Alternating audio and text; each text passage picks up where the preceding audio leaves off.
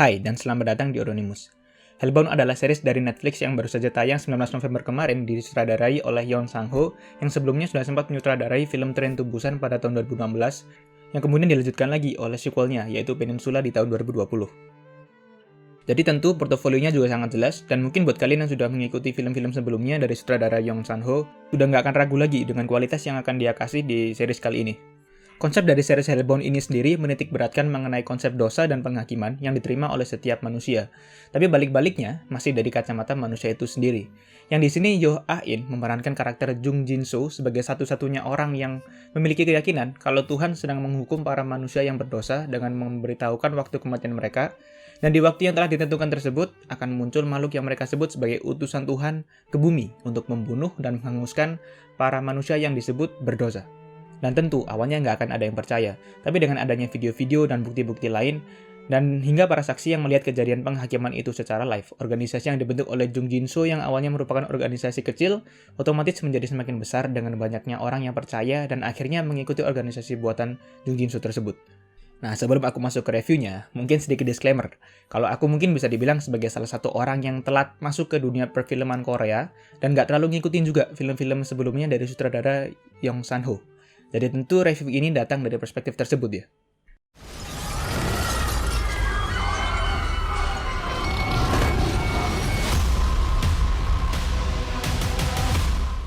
Sekarang dari konsepnya sendiri mengenai penghakiman, bahwa manusia yang berdosa akan mendapatkan pesan dari malaikat mengenai waktu kematiannya, lalu akhirnya datang utusan Tuhan yang di sini dicitrakan sebagai makhluk yang brutal, tentu dari situ saja memang sudah sangat menarik sekali. Dan aku juga sangat suka dengan bagaimana mereka memulai film ini atau series ini dengan menyambut para penontonnya dengan sequence sekitar 10 hingga 15 menit di awal dengan mengingatkan kembali akan apa yang bisa kita ekspektasikan di series ini ke depannya. Entah itu secara konsep maupun secara visual. Karena ngomong-ngomong, di bagian ini aja udah muncul tuh adegan yang cukup brutal. Jadi sudah pasti ketika penonton yang nggak expect hal brutal ini, entah akan tetap melanjutin series ini lantaran penasaran, atau tentu saja nggak dilanjutin karena cukup kaget dengan kebrutalan yang ditampilkan di awal-awal series. Dan kalau ngomongin utusannya, yang demi kemudahan pengucapan dan pemahaman, kedepannya utusan ini akan aku sebut dengan monster. Ya walaupun nggak tahu juga ya sebenarnya itu monster, apa jin, apalah gitu ya. Yang penting lebih mudah dulu lah ngucapinnya, oke? Monster di series ini visualnya cukup mantap. Dengan gambaran anatomi full otot dengan warna abu, lalu dikasih lagi dengan efek-efek asap di sekitarnya. Ya cukup berhasil lah, buat monster ini terlihat lebih mengerikan. Dan tampang mengerikan itu memang terbukti dengan kesadisan yang mereka lakukan kepada para manusia yang mereka bunuh.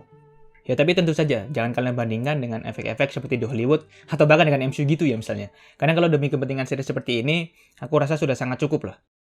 Cuma dengan kebrutalan-kebrutalan yang monster ini berikan, aku bisa bilang kalau hal itu masih aku expect lah. Atau ya bisa dibilang sudah lebih siap lah untuk ngelihat hal mengerikan apa yang bisa monster itu lakuin. Yang nggak aku expect adalah kekerasan-kekerasan atau kebrutalan lainnya yang ada di series ini yang itu nggak dilakuin sama monsternya, tapi dilakuin oleh manusia-manusia itu sendiri. Tapi mungkin bisa jadi aku nggak expect hal itu karena waktu nonton series ini aku memang belum sempat nonton trailernya sama sekali. Jadi mungkin akan beda ceritanya kalau kalian sudah nonton trailernya terlebih dahulu. Mungkin kalian sudah tahu apa yang bisa kalian ekspektasikan dari series ini. Terus gimana acting para pemeran masing-masing karakter di film ini? Ya bisa aku bilang kalau itu adalah salah satu poin positif dari series ini. Bisa menarik penonton ke dunianya. Sebab dengan mereka, aktor dan aktris di sini yang telah mengerjakan tugasnya dengan baik, aku rasa kedalaman cerita dan plot series ini jadi terbentuk dengan lebih matang. Jadi ngerinya dapet, sedihnya juga dapet. Walaupun aku kurang suka dengan bagaimana series ini membagi ceritanya menjadi dua bagian. Ya masih dengan konsep yang sama, namun dengan cerita yang cukup berbeda. Di mana di bagian kedua, organisasi buatan Jung Jin-soo sudah semakin besar dan bahkan punya pengaruh di pemerintahan. Menurutku pribadi, lompatan ini yang buat aku lumayan kecewa untuk ngikutin ceritanya sampai habis. Sebab kita dikenalkan dengan protagonis baru, orang baru, dan konflik yang juga tentunya baru. Dan rasanya aneh aja ketika kita sudah terkoneksi dengan salah satu tokoh, tapi ternyata di tengah-tengah film atau series malah menghilang tanpa adanya penjelasan lebih lanjut. Cukup disayangkan, padahal pacing dari series ini juga lumayan sedang lah dan masih nyaman untuk diikuti. Apalagi bagian pertama bisa aku bilang ditutup dengan agak klimaks. Ya jadi kerasa aja perubahan mood dan imersi dunia yang sudah terbangun sebelumnya. Dan mungkin yang terakhir, tentu series ini membentuk perasaan deg-degan selama sedang nonton. Tapi intensitasnya juga nggak terlalu sering dan mungkin untuk sebagian orang malahan kerasa bosenin. Karena balik-baliknya plotnya lumayan mudah ditebak Dan tipikal penjahatnya pun adalah tipikal yang cukup kelihatan intensi dan maksud apa serta tujuan mereka sebagai penjahat. Jadi nggak terlalu bingungin juga lah. Jadi satu-satunya yang bisa menahan aku untuk tetap nonton adalah rasa penasaran akan sampai mana konsep penghakiman ini akan terus dilanjutin. 새로운 세상에 오신 여러분 환영합니다. Oh, dan juga mungkin buat kalian yang nyari series atau film dengan sinematografi yang luar biasa bagus, atau pengambilan gambarnya yang mewah dan lain-lain, sayangnya kalian nggak akan nemuin hal itu di sini. Secara garis besar, pengambilan gambarnya nggak ada yang spesial. Tapi jangan salah paham, karena sebenarnya nggak jelek.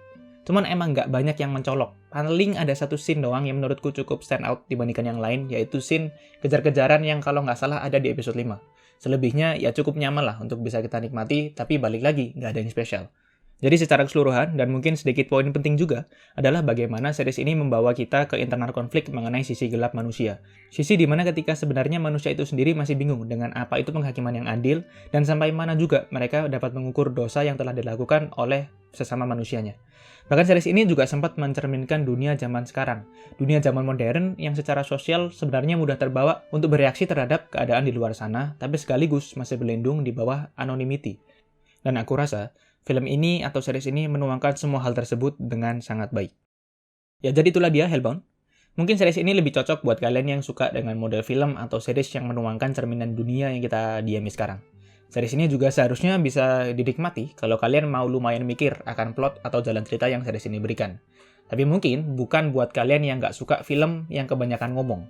Karena actionnya juga bisa dihitung sedikit, dan sedikit bocoran kalau sebenarnya sampai akhir kita nggak dikasih tahu akan jawaban yang kita cari-cari sampai ending. Jadi endingnya gantung banget, dan mungkin aku lebih penasaran akan season 2-nya daripada season 1-nya yang mungkin nggak akan aku tonton ulang lagi. Jadi terima kasih dan sampai jumpa di video-video yang berikutnya.